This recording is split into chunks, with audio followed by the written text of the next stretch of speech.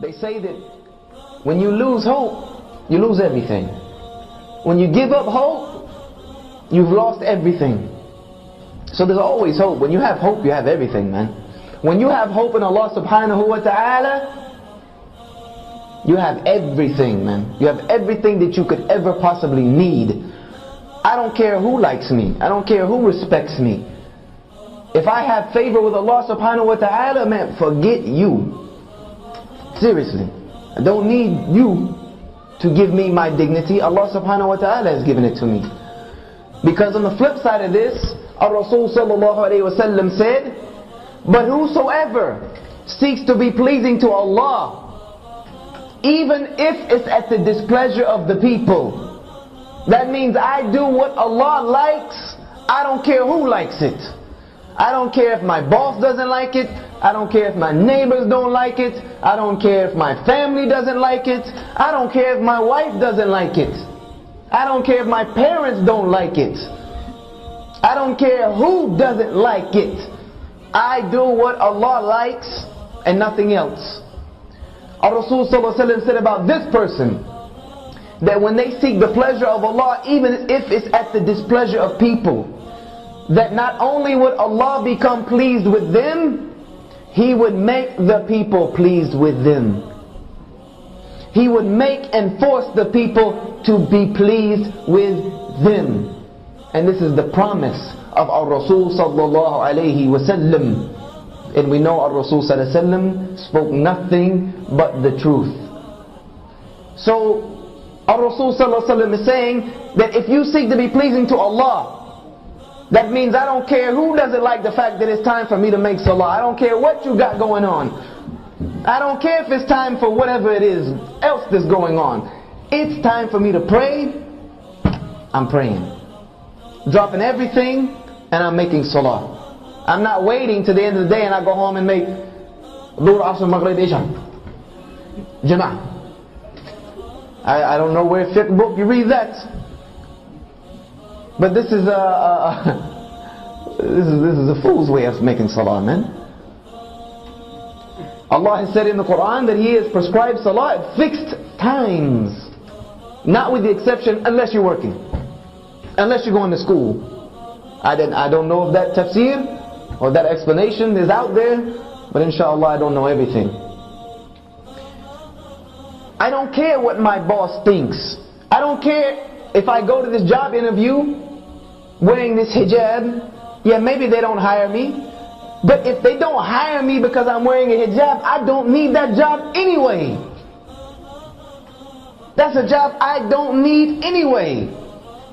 Because if they don't want me to wear a hijab, they certainly not going to let me pray. They certainly not going to let me go to Jummah. They certainly not going to let me do anything that resembles the action of a Muslim. So why would I even waste my time? That to me I would wear it everywhere, every job interview I went, just to see if this is a job I want to take or not. If you hire me with this, then maybe we might be able to work with something. Or you don't want to hire me because I have a lihya. Or I'm telling you that on Fridays I have to go to Jummah. They're like, oh wait a minute, Friday is Jummah. Come on man, this is the middle of the day, you can't just leave work.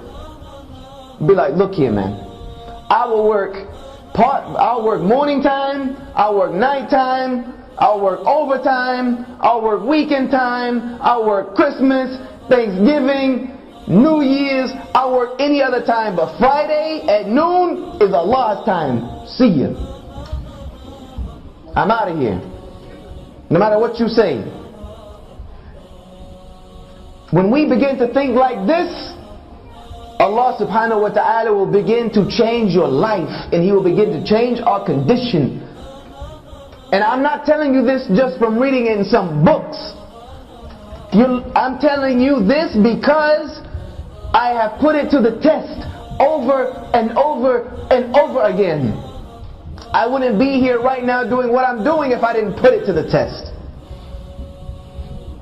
I've done it, and I've seen over and over again how Allah subhanahu wa ta'ala never abandons His slave when His slave turns to Him. Never, ever, without a doubt. There was one point just to give you a little personal experience. I don't like to put my personal stories in, but just to let you know, it works. And I've tried it many times. I had a job when I first moved to Florida. I was a new Muslim. Had left South Carolina and was trying to gain knowledge of my deen. And the only job I could take was a crazy construction job in Florida in the summertime. 90 degrees outside, man. 95 degrees with the humidity at like 87%. Outside dying, man. I'm not made for this type of stuff. And on Friday, but I was doing it because this was the only job I can find, and I know that Allah subhanahu wa ta'ala will take care of me. I went on Friday and told my boss, look, I gotta go to Jummah. I gotta go. I'm gonna take a long lunch today, but I'll stay late. He was like, no, man, there's no leaving. You don't leave this work site. I'm like, look, this is my religious obligation. I have to go to the Jummah on Friday. He was like, look, if you leave the job, then you're fired. I said, well, I'll see you in 2 weeks to get my check, because I'm out. And I left. I just left. And I said to myself, Hasbunallah wa ni'mal wakeel. Allah is sufficient for me, man. I don't need, no. I'm not going to violate my deen because I think I need something from the dunya. So I left, went to Jummah, not knowing how I'm going to get another job. Not knowing how I'm going to take care of myself. I went to Jummah. And I was leaving Jummah, and I made the dua during the two Jummah. One of the ones our Rasul sallallahu alaihi wasallam is never unheard from Allah subhanahu wa ta'ala. I made one of those. So Ya Allah, my welfare is in your hands. I walked outside of Jummah, and there was a brother who had just come from Philistine, a sheikh from Philistine, one of the most knowledgeable brothers I've ever met in my entire existence.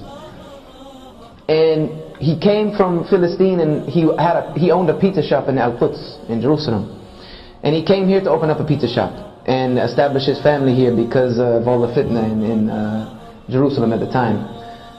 And he came up to me afterward. He said, Brother Yusha, do you have a job right now? I said, actually no, I just quit today.